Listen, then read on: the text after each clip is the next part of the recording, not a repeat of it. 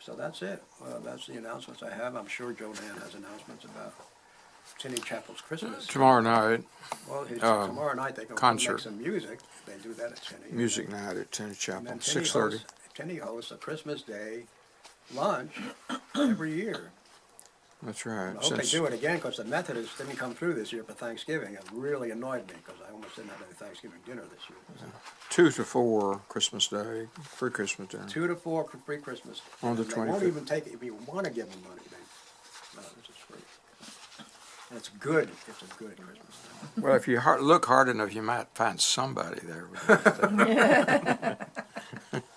The fun part of going to Tinny is that every year you go there, they got a different pastor. So it's always exciting to see who's pastoring. So anyway, that's coming up. And I'm sure Doc is doing nursing homes or on and off between now and Christmas and New Year's. So I'm sure he'll talk about that when he gets up here. And without further ado, before my voice disappears altogether, I will extend a tradition. I think I read this either last year or the year before. Since I didn't sell it, I figured I'd read it again.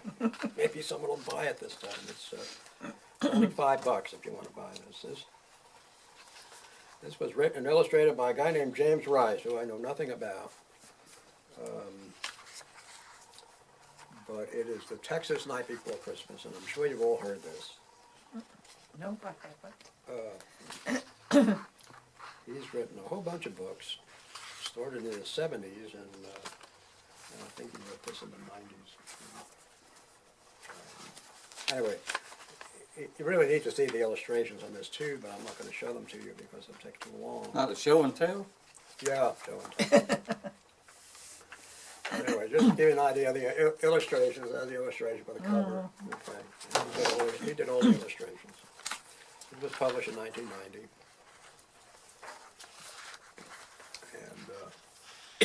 And this is the 4th printing. Oh, it was first published in 86. Okay. This was, they went all the way to Hong Kong to get this printed. They preferred that it was printed here. Because the publishing company is in Louisiana, but it was printed in Hong Kong. I will try to read this Texas style, but I have trouble because I'm a New Yorker, so it's real hard for me to read it. So we should get Doc to read this because he could read it. True twang. 'Twas the night before Christmas, in the cold wintry fog, nary a critter was moving, nor a lone prairie dog. Then, from out of the north, the breeze gave a stir, an icy cold blast swirled the fog in a blur. A blue Texas norther roared over the plains. The cold fairly whistled through the loose window panes. I poked at the fireplace to stir up a flame. The embers glowed redder, but the cold stayed the same.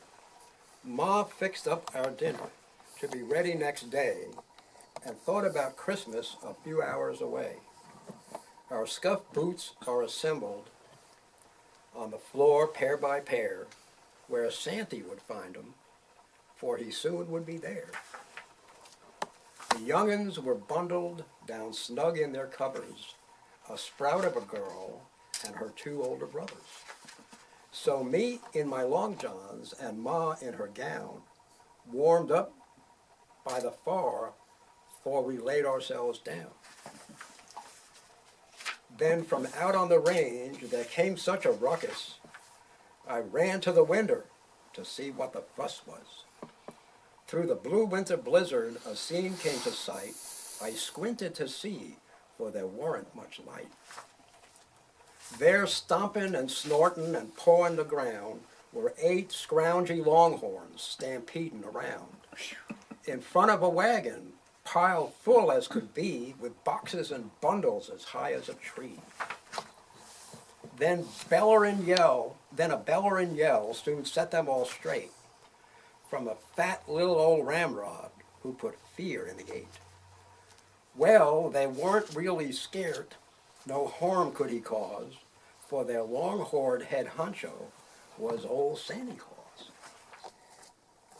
He got their attention and called them by name. Hey, Leadfoot and Whale Eye, get up there, Culhane. Come on, Gimp and Floppier and Scarface, start dragging. Get on, Sam and High Hips. Let's move this here wagon. Old Leadfoot, he bellowed, and lifted his head. Then straight on they trampled through Ma's flower bed. They laid the gate flat, and the clothesline went too. Nothing stood in their way as they flat-footed through. Santy pulled them up short on top of the roof after wrecking the porch with them clodhopper hooves. They rocked our sod shanty, the dirt sifted down, and then through the chimney Santy came with a bound. He was dressed all in rawhide with a Stetson on top. His big Texas boots hit the floor with a clop. He shook his great belly and stomped with his foot, which knocked off a shower of mud, ash, and soot. His eyes were both squinty, and his skin was like leather from too much exposure to the raw Texas weather.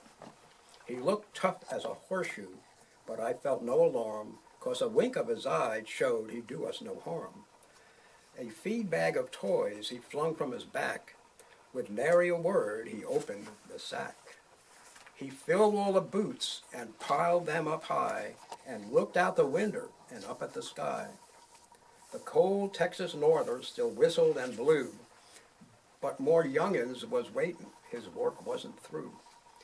It was hard just to leave and walk through the door to face all them longhorns and the cold as before. He drank some hot mud and hunched close to the heat to soak up the warmth and thaw his cold feet.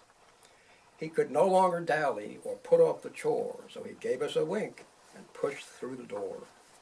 He prodded the longhorns to get on and go, and the wagon took off through the fog and the snow. He called over his shoulder, for he went out of sight, "Merry Christmas, ye hay, and ye all have a good night." Wow. That's cute. How much is that book? For you, $20. For Deborah, $5. So it's $5. No, $5. Okay. You want this book? I can see. It Well, made a it's right sale. up your Miss alley. Deborah wants it. Oh, that's right up your You alley. can bid for it. Bid for it. I'm gonna read it at the nursing home. Oh, Oh, good. that'd be That'd be neat, good. They'll yeah. enjoy that. Here's the picture of the longhorns on the roof. Okay. It's cool. It's $5 out the door, right? $5 out the door. Well, no, $5.41. Got to give the governor his due. There's always a catch.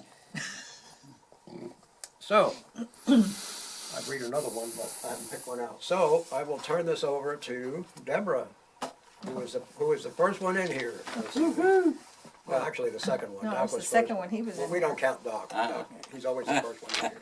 Okay, well, this isn't a Christmas one, but It doesn't have to be a Christmas okay, one. well, It good, because it's not. doesn't have. They don't have to have written it. You know, I haven't written anything in a long time. So. Okay, so this is called I Lost My Place, and it's a poem in progress, so I'm not quite done with it, but I hadn't got to the Oh, so you really did lose your place. I really did lose my place. I lost my place before I knew it, between running toward my future and taking care of the present. I lost my place before I knew it, between the dishes, vacuuming, and cleaning out the cat litter box, and taking care of doing the billing for my company. I lost my place before I knew it, between the mowing, gardening, watering and pulling weeds, and networking healthy chocolates, coffee, and essential oils. I lost my place before I knew it, between my personal budgeting woes and my company budget struggles. I lost my place before I knew it, between early morning yoga stretches and stretching my mind to find fact from the sea of fiction. I lost my place before I knew it, between advocating for my husband's medical care and straining to keep up with constant changes in payment for services provided. I lost my place before I knew it, between making sure I still have a social life and keeping up with the business websites, SEOs, business Facebook pages, LinkedIn, Twitter, YouTube, etc. I lost my place before I knew it between decluttering the house and the shop and reorganizing the office and storage room. I lost my place before I knew it between making a personal and a company will and organizing my last earthly responsibilities. I lost my place before I knew it between friend and family times and working to create a better life. I lost my place before I knew it between the ever-increasing distractions of life and trying to live a life. I paused, found my place, and now I have to readjust to create a new life.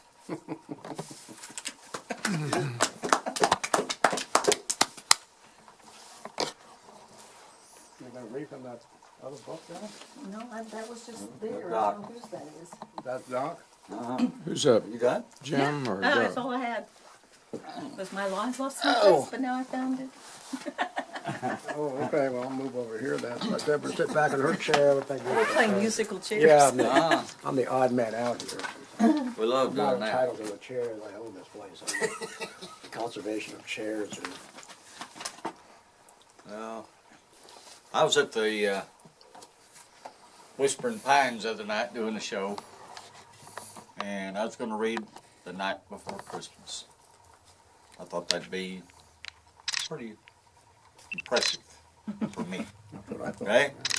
But I found out that the children's book nowadays, they're trying to get politically correct. They won't even leave the children's books alone. No, absolutely not. They reworded The Night Before Christmas. Okay? It's now known as thus the night before a non-denominational winter holiday.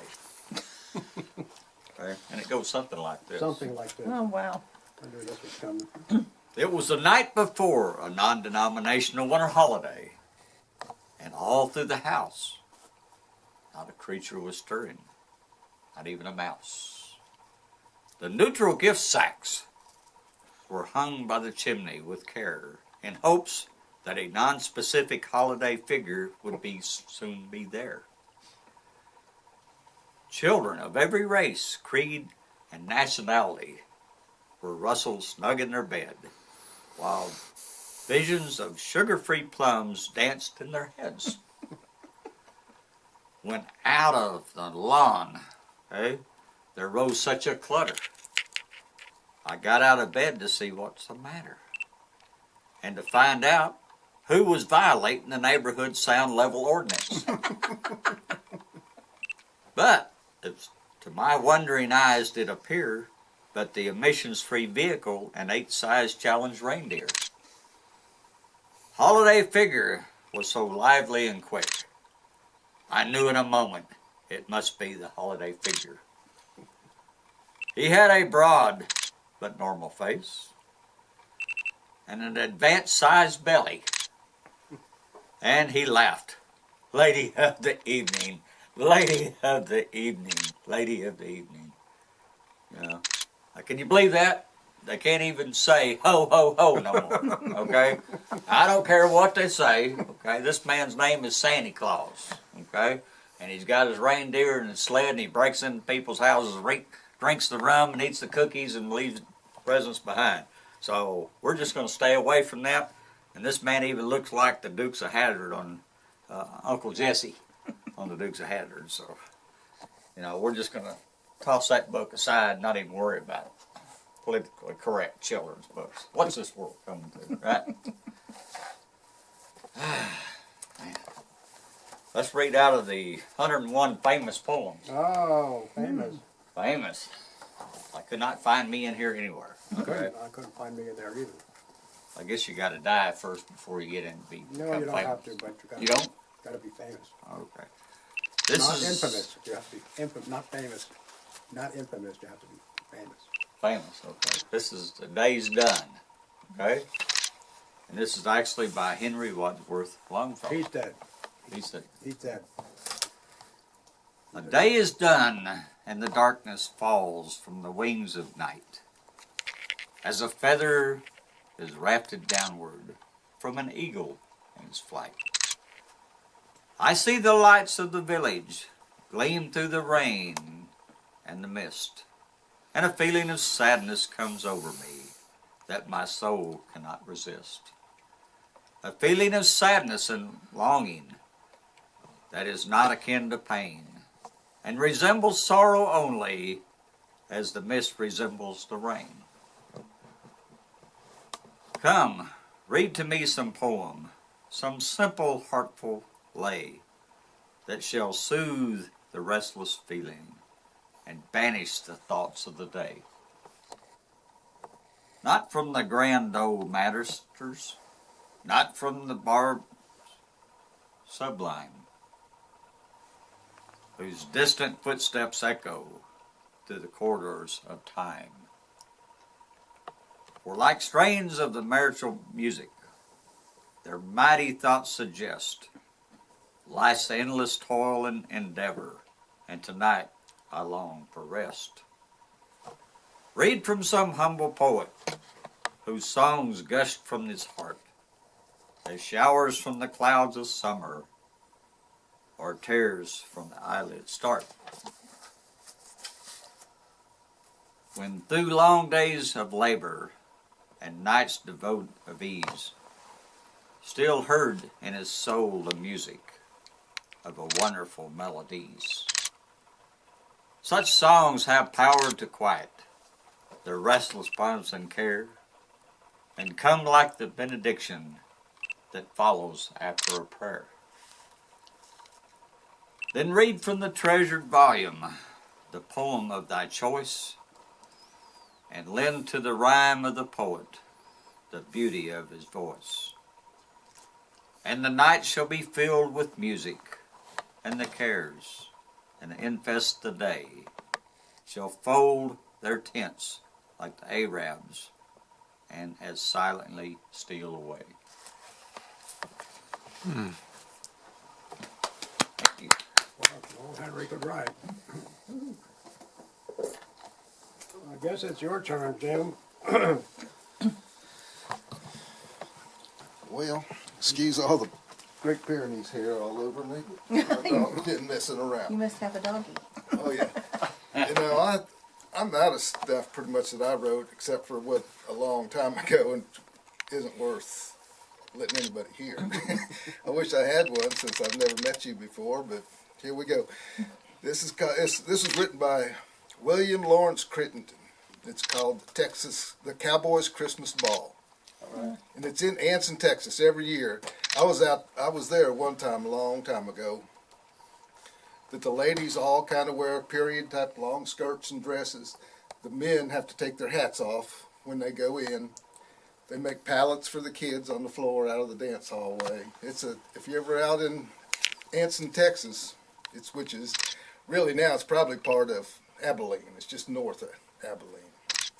All right, let me see if I can get through this. It's kind of long. Not that bad.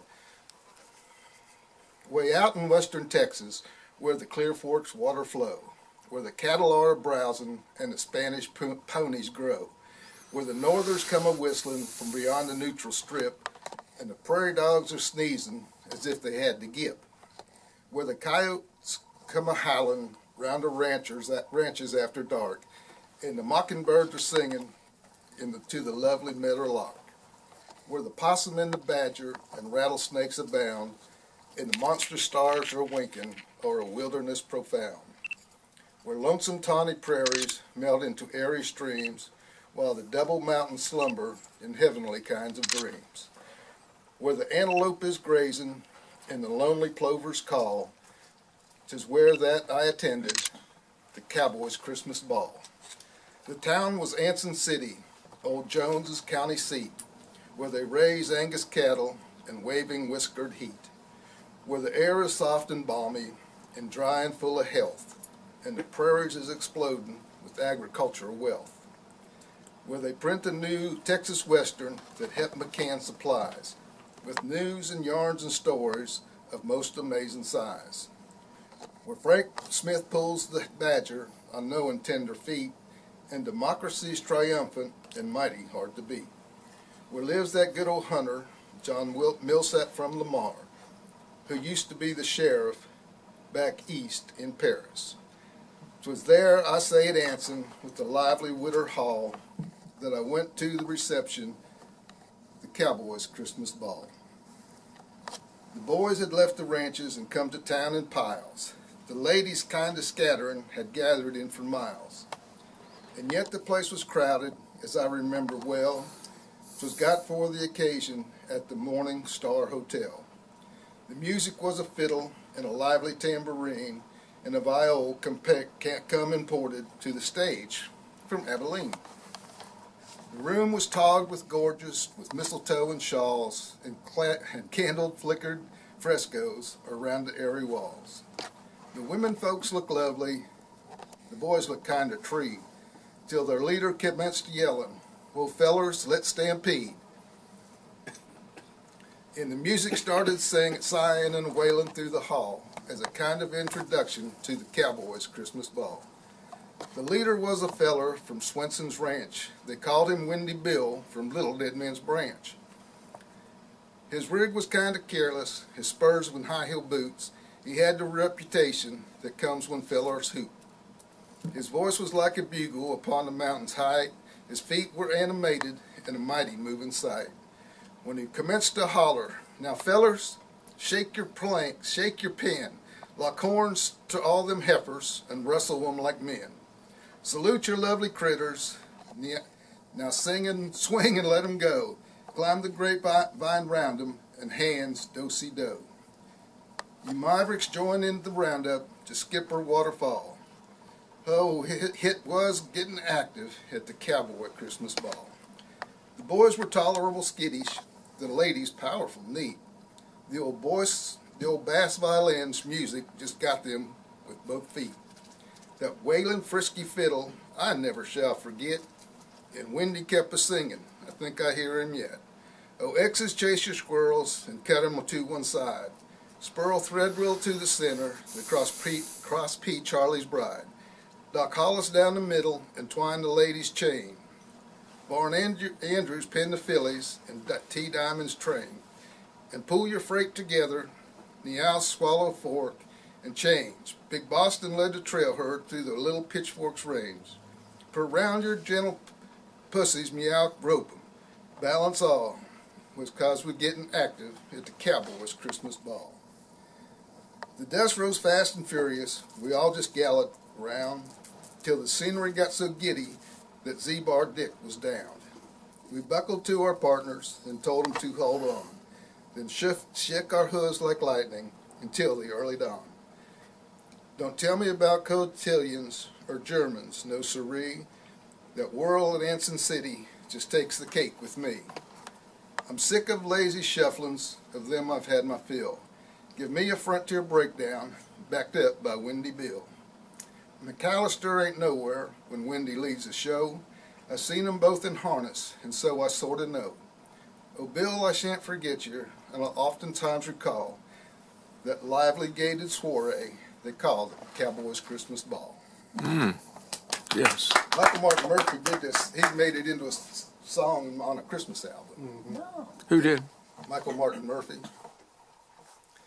And this book has a lot of poems by people I'd never heard of, but some of them are good, some of them are just there. What's the name of it? Huh? What's the name of it? Just cowboy poetry.